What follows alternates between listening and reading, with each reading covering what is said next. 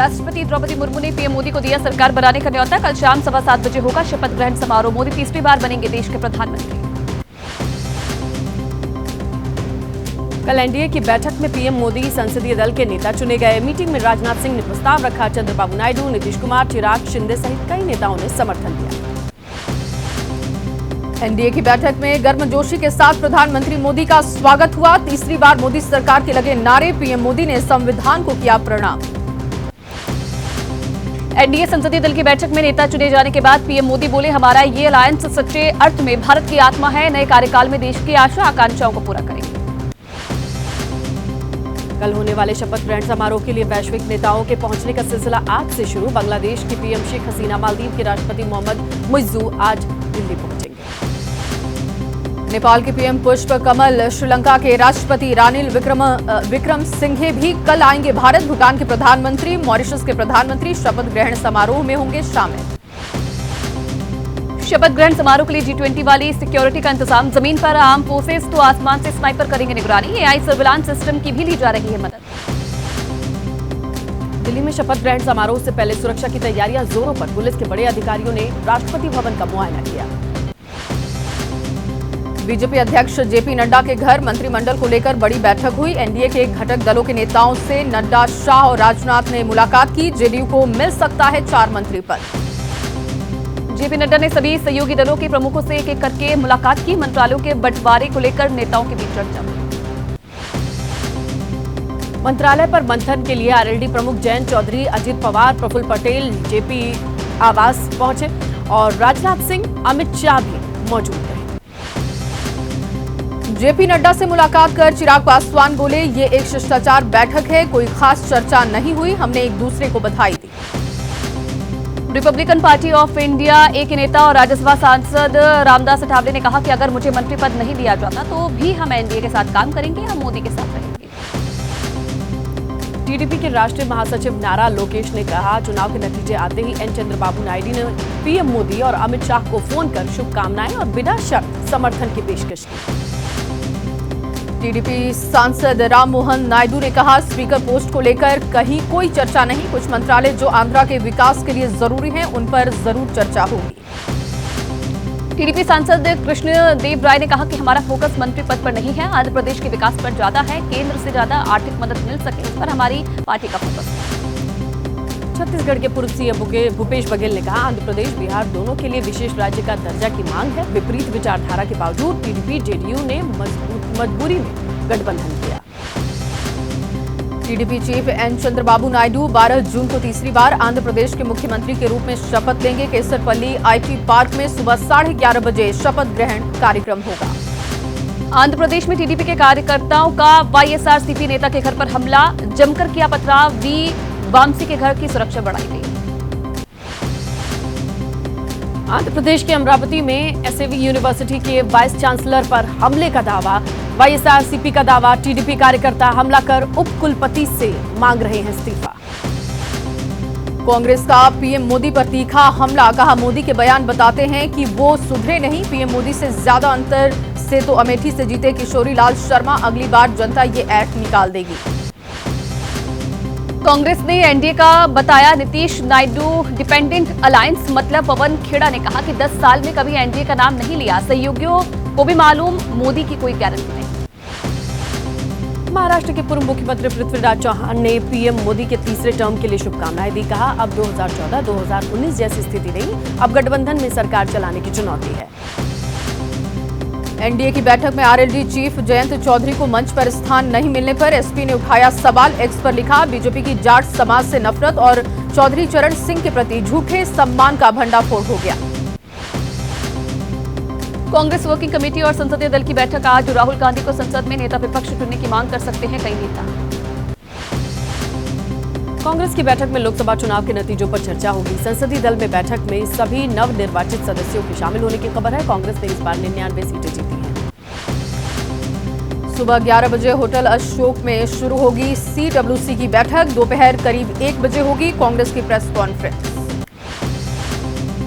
CWC की बैठक में शामिल होने के लिए कांग्रेस के नेताओं का सिलसिला जारी। तेलंगाना के मुख्यमंत्री रेवंत रेड्डी और पूर्व सीएम भूपेश बघेल पहुंचे थे। पश्चिम बंगाल कांग्रेस के नेता अधीर रंजन चौधरी का बड़ा बयान, बोले वो सीडब्ल्यूसी की बैठक में शामिल होंगे, कांग्रेस से दूरी की खबरों को अफवाह बताया। कांग्रेस प्रदेश अध्यक्ष अजय राय ने कहा, पीएम का बनारस में कम अंतर से उन्हें हरा पाना मोदी की नैतिक हार है, बीजेपी के घमंड ने उन्हें हराया, 400 पार और 80 में 80 की निकल गई हवा। अमेठी में जीत के बाद किशोरी लाल शर्मा की सोनिया, राहुल और प्रियंका गांधी से मुलाकात। किशोरी लाल की पत्नी ने राहुल को बताया शेर, जवाब में सोनिया ने कहा क्योंकि मैं शेरनी हूं। यूपी के सहारनपुर से कांग्रेस के नवनिर्वाचित सांसद इमरान मसूद ने प्रियंका गांधी को दिया अपनी जीत का श्रेय, कहा हमने संविधान को बचाने की लड़ाई लड़ी, बीजेपी से नाराज रहे प्रभु राम। पश्चिम बंगाल की मुख्यमंत्री ममता बनर्जी ने आज टीएमसी के नवनिर्वाचित सांसदों की बुलाई बैठक, शाम में कालीघाट वाले ममता के घर पर होगी मीटिंग। टीएमसी ने पश्चिम बंगाल में लोकसभा चुनाव के दौरान अपना दबदबा रखा कायम, 42 सीट में 29 पर जीत, बीजेपी ने 12 और कांग्रेस ने 1 सीट पर जीत हासिल की। समाजवादी पार्टी चीफ अखिलेश यादव आज पार्टी के सभी नए सांसदों के साथ बैठक करेंगे, आगे की रणनीति पर मंथन।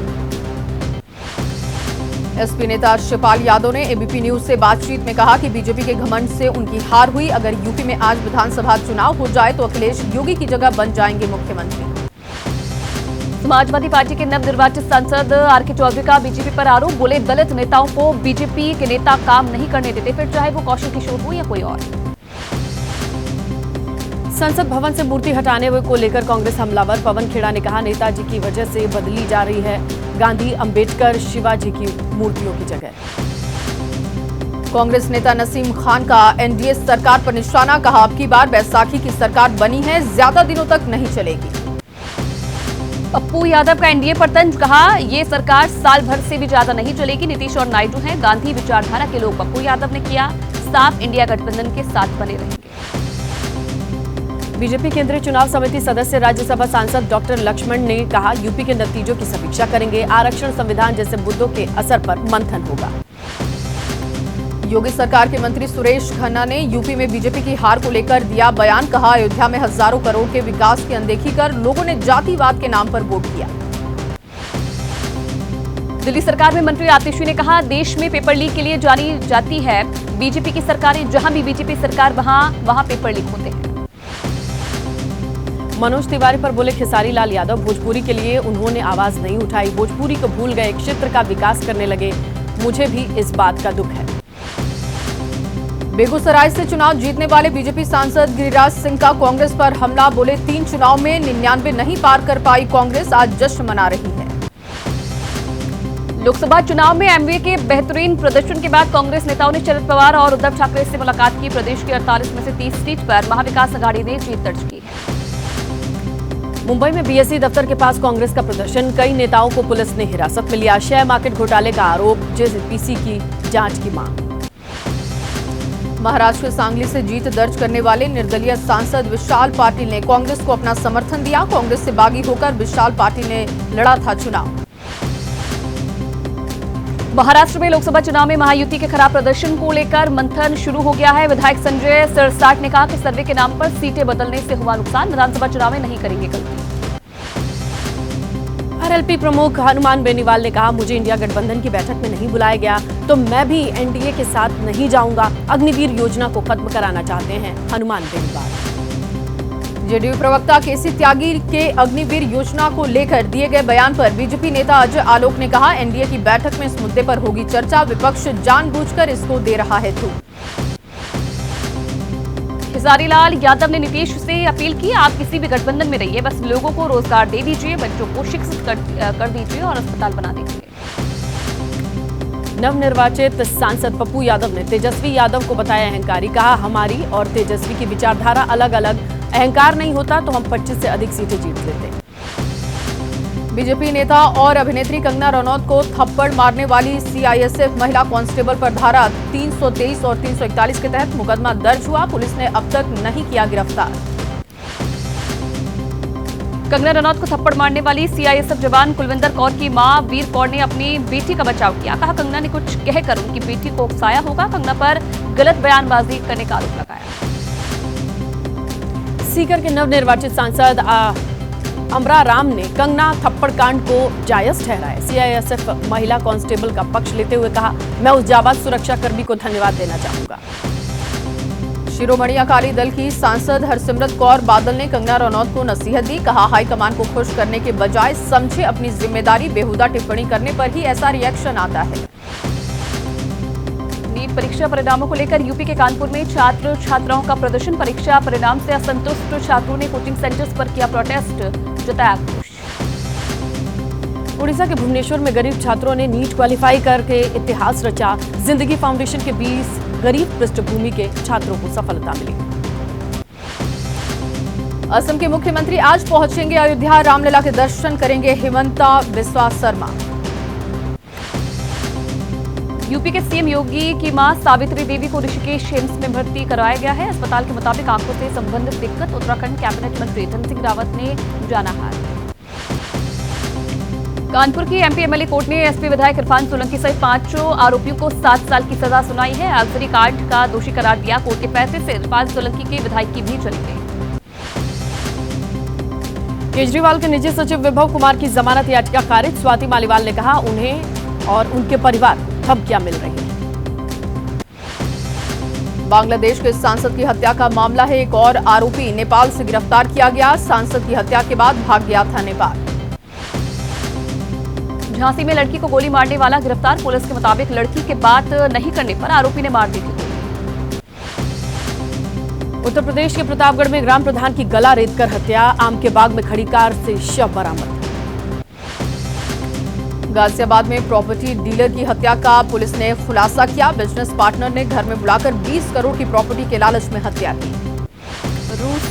रूस के सेंट पीटर्सबर्ग में नदी में डूबने से मुंबई की 4 छात्रों की मौत। नदी में तैरने गए थे 5 छात्र, एक की बच गई जान। रूस के नोवोगोरेड यूनिवर्सिटी के थे स्टूडेंट। राजस्थान के जयपुर में भीषण गर्मी के चलते गहराया पेयजल का संकट। पानी की कमी से जूझ रहे लोग। पानी की कमी को लेकर परेशानी। गर्मी के मौसम में मुश्किलों का सामना। दिल्ली में पानी का संकट। दिल्ली सरकार की मंत्री आतिशी ने किया दौरा। वजीराबाद वाटर ट्रीटमेंट प्लांट की जांच की। आगरा में भीषण गर्मी का कहर जारी। गर्मी से बचने के लिए लोग घर से निकलना लोगों ने कम कर दिया है। गर्मी और कम यात्रियों की संख्या से ऑटो ड्राइवर्स पर दोहरी मार। कश्मीर घाटी में मौसम ने फिर करवट ली। गुलमर्ग में जून के महीने में हुई ताजा बर्फबारी। 22 से 24 डिग्री चल रहा है अधिकतम तापमान। बारिश के बीच गुलमर्ग की पहाड़ियों में ताजा बर्फबारी से तापमान में और गिरावट। गुलमर्ग में पिछले 2 दिनों से रुक रुक कर हो रही है बारिश। अब बारिश के साथ गिरी बर्फ। पणजी के कई इलाकों में हुई बारिश। शहर के कई इलाकों में भरा पानी। शिमला में पर्यटकों की संख्या में इजाफा। देश के कई जगहों पर भीषण गर्मी के बीच पर्यटकों ने किया शिमला का रुख। बेंगलुरु में बारिश ने बढ़ाई लोगों की मुसीबत। बारिश की वजह से जगह जगह पर जल भराव। शहर में लंबा ट्रैफिक जाम भी देखने को मिला। हैदराबाद में मछली प्रसादम वितरण की तैयारी। नामपल्ली प्रदर्शनी मैदान में अस्थमा और सांस की बीमारी के मरीजों को आज सुबह 11 बजे से मुफ्त दवा का वितरण। देश भर से आते हैं।